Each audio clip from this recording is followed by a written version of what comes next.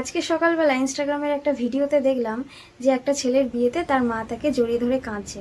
তা বলছি, আন্টি, আমরা তো সাধারণত জানি যে বিয়েতে মেয়ের বাড়ির লোক কাঁদে, কারণ সে তার ঘর বাড়ি তার বাবা মার বুক খালি করে সে তার স্বামীর ঘরে যাবে, সংসার করবে।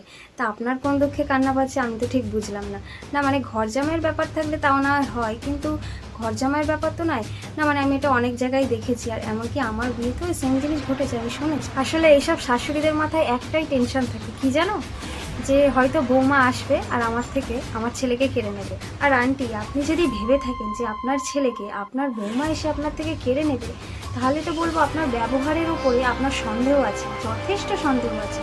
কারণ আপনি নিশ্চয়ই পরবর্তীতে এমন কোনো ব্যবহার করবেন যেটা দেখে আপনার ছেলে আপনার থেকে মুখ ফিরিয়ে নেবে কিংবা সম্পর্কই তুলে দেবে। এই আপনি যে কাঁদতে কাঁদতে বলছিলেন যে আমি কোলে পিঠে করে নিজে হাতে ওকে মানুষ করেছি, তা বলছি আন্টি, যাকে বিয়ে করে আনছে আপনার ছেলে তাকে কি পায়ে করে মানুষ করেছে তার বাবা মা?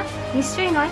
আর সে নিশ্চয়ই স্বর্গ থেকে বা ভগবান তাকে মানুষ করে পাঠায়নি, সেও কিন্তু একইভাবে তার বাবা মার কাছে মানুষ হয়েছে, খুব যত্নে আদরে মানুষ হয়েছে। হ্যাঁ, আপনি যে বলছিলেন যে আমার ছেলেকে যেন ভগবান ভালো রাখে, তা আন্টি বলছি যে আপনার ঘরে যে বৌমাটি আসছে সে কি কোনো ডাইনি যে আপনার ছেলেকে ছিঁড়ে খাবে বা আপনার ছেলেকে দুঃখে কষ্টে অযত্নে রাখবে? আসার আগেই কিন্তু তাকে খারাপ প্রমাণ করে দিচ্ছেন আপনি, তাকে ডাইনি সাজিয়ে দিলেন। তাহলে তার খারাপ হতে কি বাধা?